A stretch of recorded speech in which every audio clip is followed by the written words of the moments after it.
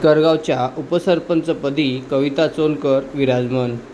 साधना पडवलकर यांनी उपसरपंच पदाचे राजीनामे दिल्याने सर्व सदस्यांनी 1 वर्षाचे उपसरपंच पदाचे कालावधी देण्यात येत होते. साधना पडवल यांचे कालावधी संपल्यावर कविता चोनकर यांना उपसरपंचपदी बिनविरोध देण्यात आले. त्यांच्या विरोधात कोणत्याही सदस्यांनी फॉर्म भरले नव्हते.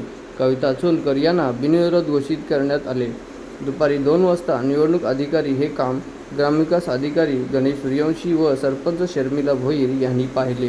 कविता चोनकर यांच्या नावाची घोषणा होताच ग्रामस्थांनी ग्रामपंचायत कार्यालय गाठले व कविता चोनकर यांना शुभेच्छा देण्यात आल्या. सर्व ग्रामस्थांनी यांनी व सर्व पक्षनेते यांनी ही हजेरी लावून कविता चोनकर यांना शुभेच्छा दिल्या.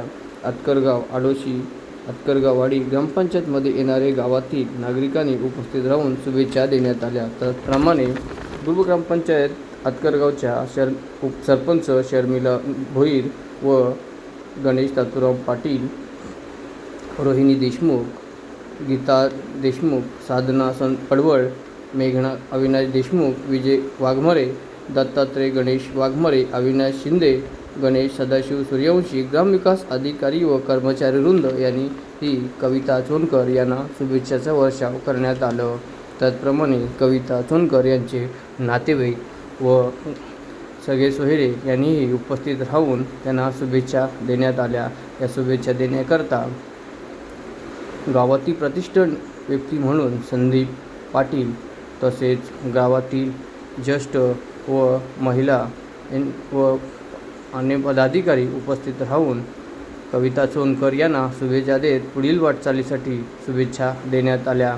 यावेळी कविता चोनकर यांना उपसरपंचपदी निवड झाल्यानंतर त्यांना त्यांच्या कॅबिनमध्ये नेऊन त्यांना त्यांच्या खुर्चीवर विराजमान करण्यात आले व त्यांनी आपले पदभार स्वीकारले.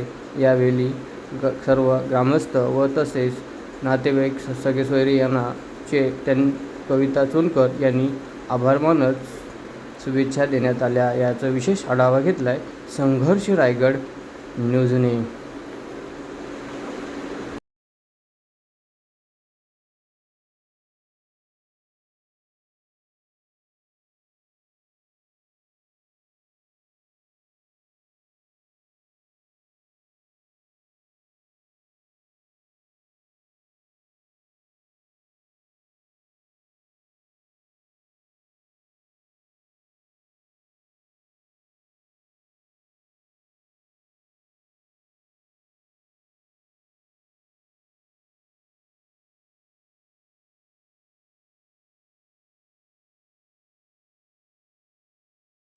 आज माझ्या सर्व सदस्यांनी माझ्यावर विश्वास दाखवल्याबद्दल आणि मला उपसरपंच पदाकरता बिनविरोध निवडून दिल्याने मी त्यांचे आभारी आहे.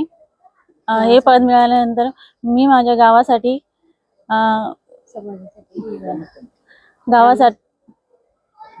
गावाच्या विकासासाठी प्रयत्न करील आणि सरपंच यांच्या सोबतीने प्रयत्नशील राहील गावाच्या कामासाठी.